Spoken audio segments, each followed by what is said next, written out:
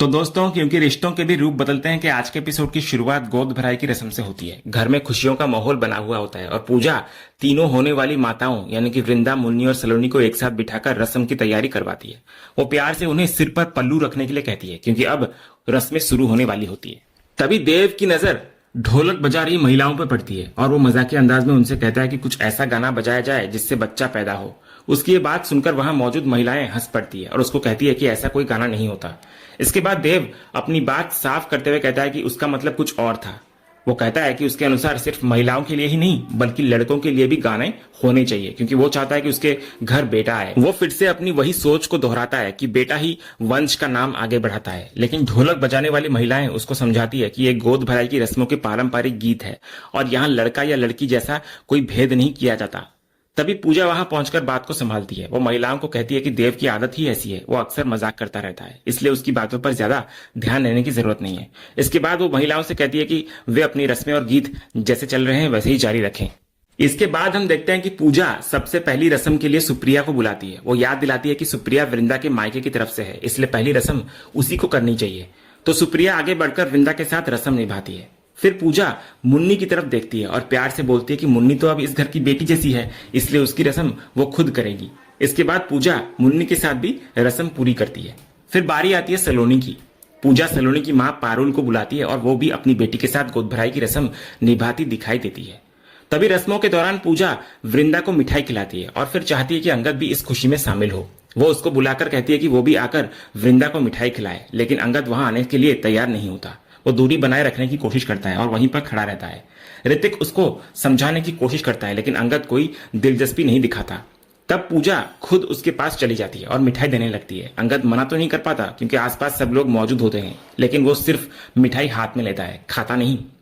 इसके बाद पूजा को अंगद का व्यवहार खटकने लगता है। वो हेमंत को अलग ले जाकर पूछती है कि आखिर सब कुछ ठीक तो है ना। हेमंत भी सीधा जवाब नहीं देता और कहता है कि जितना संभल सकता था उतना संभाल लिया गया है।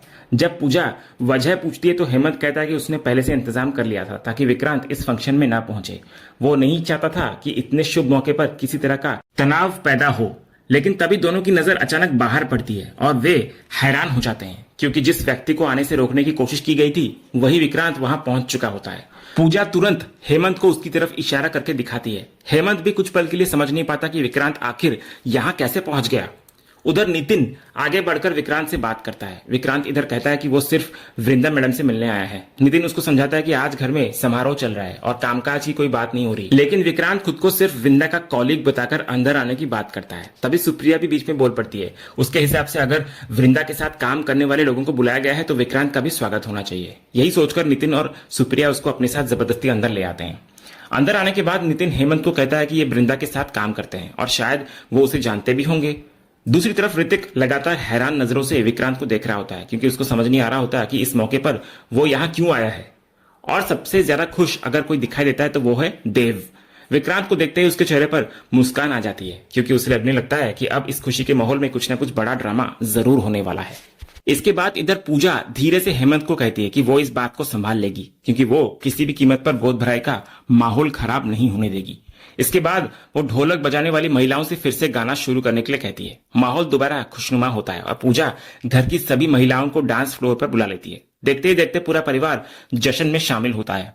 फिर वो मुन्नी, सलोनी और वृंदा को भी डांस करने के लिए बुलाती है और तीनों भी सबके साथ खुशी खुशी डांस करने लगती हैं। कुछ देर बाद लगातार डांस करने की वजह से वृंदा थक जाती है। वो मुन्नी से बोलती है कि अब वो थोड़ी देर बैठना चाहती है क्योंकि उसको थकान महसूस हो रही है। जैसे ही वो बैठने के लिए आगे बढ़ती है उससे पहले ही विक्रांत उसके सामने पहुंच जाता है। तभी उसकी नजर जमीन पर पड़ी एक छोटी बच्चे की चप्पल पर जाती है। वो तुरंत उसको उठाकर वृंदा को दिखाता है और बोलता है कि अगर उसका पैर इस पर पड़ जाता तो वो गिर सकती थी। वो ये भी कहता है कि जब वो अपने होने वाले बच्चे के लिए इतना सब कुछ कर रही है तो उसको अपना और ज्यादा ध्यान रखना चाहिए क्योंकि इस समय सबसे ज्यादा जरूरी वही है। वृंदा सिर्फ इतना कहती है कि वो बिल्कुल ठीक है और चिंता करने की जरूरत नहीं है। ये सब दूर खड़ा अंगद देख रहा होता है। वो तुरंत विक्रांत के पास पहुंचता है, उसके कंधे पर हाथ रखता है और मुस्कुराते हुए कहता है कि चलो डांस करके इस खुशी को सेलिब्रेट करते हैं क्योंकि इससे बढ़कर और कुछ नहीं है। इतना बोलकर वो विक्रांत को सबके बीच खींच लाता है और खुद उसके सामने डांस करने लगता है। विक्रांत बार बार पूछता रहता है कि वो ये क्या कर रहे हैं, लेकिन अंगद उसकी एक नहीं सुनता। जब विक्रांत डांस नहीं करता तो अंगद उसका हाथ पकड़कर उसे भी जबरदस्ती डांस कराने लगता है। फिर तंज भरे अंदाज में कहता है कि क्या हुआ, अब डांस नहीं हो रहा क्या? अब तक तो सबको खूब नचाया है तुमने, अब मेरी बारी है। ये सब देखकर नितिन को मामला कुछ अजीब लगने लगता है। वो सुप्रिया से बोलता है कि उसको साफ महसूस हो रहा है कि अंगद और वृंदा के बीच जरूर कुछ गड़बड़ चल रही है। दूसरी तरफ मुन्नी भी ये सब देखकर परेशान हो जाती है। वो ऋतिक से कहती है कि बात ज्यादा बढ़ने से पहले कुछ करना पड़ेगा। ऋतिक भी कहता है कि वो अंगद को रोकने की कोशिश कर रहा है, लेकिन वो किसी की सुन ही नहीं रहा। तब मुन्नी एक उपाय सुझाती है कि क्यों ना सभी को डांस फ्लोर पर बुला लिया जाए। वो सलोनी को लेकर आती है और ऋतिक देव को लेकर आता है। फिर ऋतिक सबके सामने ऐलान करता है कि अब देव और सलोनी डांस करेंगे। इसी बहाने इधर अंगद और विक्रांत एक दूसरे से अलग हो जाते हैं। इसके बाद देव और सलोनी खूबसूरत डांस करते हैं। उनके साथ हेमंत, पूजा, ऋतिक, मुन्नी और बाकी सभी जोड़े भी इस खुशी में शामिल हो जाते हैं। इसी बीच वृंदा अकेले ही डांस के स्टेप्स कर रही होती है, तो दूर खड़ा अंगद उसको देखता रहता है और उसके साथ बिताए पुराने समारोह याद आने लगते हैं, जब दोनों हर खुशी के मौके पर साथ डांस किया करते थे। उधर वृंदा की नजर भी बार बार अंगद पर जाती है और उसे भी अपने पुराने खूबसूरत पल याद आने लगते हैं। दोनों बिना कुछ कहे सिर्फ एक दूसरे को देखते रहते हैं। इसी दौरान पार्थ वहां पहुंचता है और अंगद से मिलकर देर से आने के लिए माफी मांगता है। अंगद भी सहजता से कहता है कि कोई बात नहीं। तभी पार्थ अचानक से अपने बैग से शराब की एक बोतल निकालता है। उसको देखकर अंगद चौंक जाता है और पूछता है कि यह क्या है। तो पार्थ बोलता है कि उसने सुना है कि अंगद अब शराब पीने लगे हैं, इसलिए उसने सोचा कि आज उनके साथ बैठकर पी लेगा। लेकिन अंगद उसको तुरंत रोकता है। वो साफ बोलता है कि पहले वो शराब पिया करता था, लेकिन अब नहीं पीता और आगे भी कभी नहीं पिएगा, क्योंकि इसकी वजह से सिर्फ परेशानियां ही मिली है। वो पार्थ से भी कहता है कि वो ये आदत बिल्कुल न डाले और बोतल वापस बैग में रख दे। साथ ही वो पूछता है कि उसने पीना कब शुरू किया और क्या घर वालों को इसके बारे में पता है। तो पार्थ सफाई देता है कि वो सिर्फ कभी कभी ही पीता है और आज सिर्फ अंगद चाचू के साथ बैठने के लिए बोतल लेकर आया था। ये सुनकर अंगद उसको समझाता है कि ऐसा ही करना सही है और उसे शराब से दूर रहना चाहिए। पार्थ भी उसकी बात मानकर बोतल वापस बैग में रख देता है। इसके बाद पार्थ बोलता है कि अब उसे निकलना होगा क्योंकि देर हो रही है। तो अंगद पूछता है कि इतनी जल्दी क्यों जा रहा है। तो पार्थ मुस्कुराकर बोलता है कि वो हनीमून पर आया है, इसलिए ज्यादा देर नहीं रुक सकता। तो अंगद भी हंसते हुए उसको शुभकामनाएं देता है और फिर देव से कहता है कि वो पार्थ को एयरपोर्ट छोड़ आए। इतना बोलकर अंगद वहां से निकल जाता है। इधर अंगद के जाते ही देव हैरानी से कहता है कि चाचू तो पूरी तरह बदल गए। तभी पार्थ उससे कहता है कि इंसान का असली स्वभाव और उसकी फितरत कभी बदलती नहीं। फिर वो देव को कहता है कि वो एक अभी जरूरी बात बोलेगा, तो सही समय आने पर उसे बिल्कुल वैसा ही करना होगा जैसा वो बता रहा है। इतना कहकर पार्थ वो जरूरी योजना देव को सुनाता है। तो देव ये सुनने के बाद कहता है कि डन। इसके बाद पार्थ वहां से रवाना हो जाता है। दूसरी तरफ नितिन वृंदा को फोन करके सबसे पहले यह जानना चाहता है कि आखिर सब कुछ ठीक है या नहीं। तो वृंदा उधर से हमेशा की तरह खुद को संभालते हुए कहती है कि सब ठीक है और चिंता करने की कोई बात नहीं है।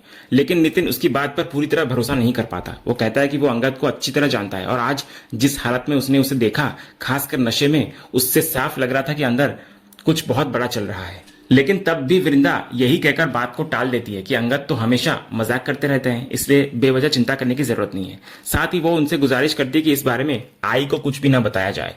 इतने में सुप्रिया भी फोन अपने हाथ में ले लेती है। वो भावुक होकर बोलती है कि वो इतने सालों से वृंदा को जानती है और उसकी आवाज से ही समझ सकती है कि कुछ ना कुछ जरूर गलत है। इसलिए वो उसको समझाती है कि अब भी अगर कोई परेशानी है तो उसको छिपाने की बजाय खुलकर बता दे। इसके बाद नितिन दोबारा फोन लेकर बहुत प्यार से वृंदा को समझाता है। वो कहता है कि चाहे सामने वाले कितने भी बड़े और ताकतवर लोग क्यों ना हो, लेकिन उसे कभी यह नहीं भूलना चाहिए कि उसका अपना परिवार हमेशा उसके साथ खड़ा है। वो साफ बोलता है कि उनके घर में शादी के बाद बेटी को पराया नहीं माना जाता।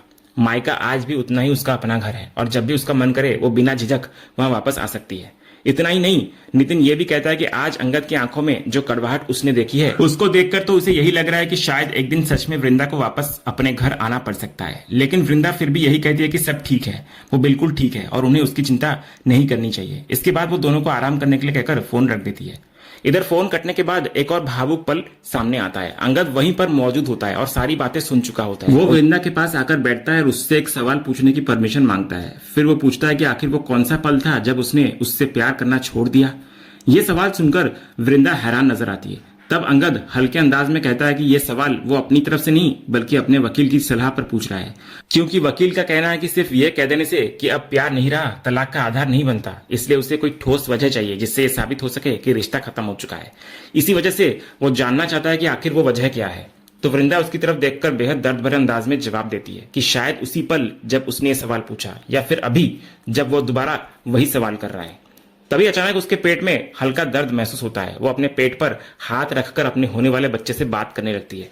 वो कहती है कि देखो तुम्हारे पापा मुझसे कैसे सवाल पूछ रहे हैं। वो जानना चाहते हैं कि मैंने उनसे प्यार करना कब छोड़ा।